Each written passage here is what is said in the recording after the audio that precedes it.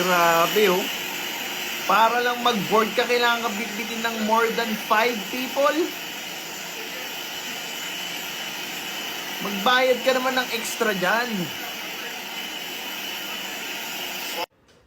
Tapos imagine, yung ganyang pasahero, economy sasakay. Yung upuan na pang normal na size lang na tao, hindi kakasya sa kanya yun. So possible additional seat pa siya. Ngayon, kung hindi nila babayaran yung ganong extra services,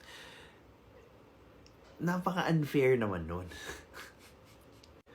You're not supposed to grow that big that people starts to see you as a burden, extra burden, while you yourself cannot do the simple task alone. Alam mo yun, tapos magdadrama sila sa social media, oh, we're oppressed, they are fat-shaming us. The fuck is fat-shaming?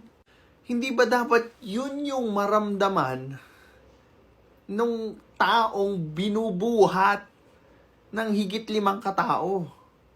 Because again, paglalakad, dinaig mo yung sanggol. Maintindihan namin kung sanggol yun eh. Diba? Pero kung hindi ka mabuhat ng isang tao,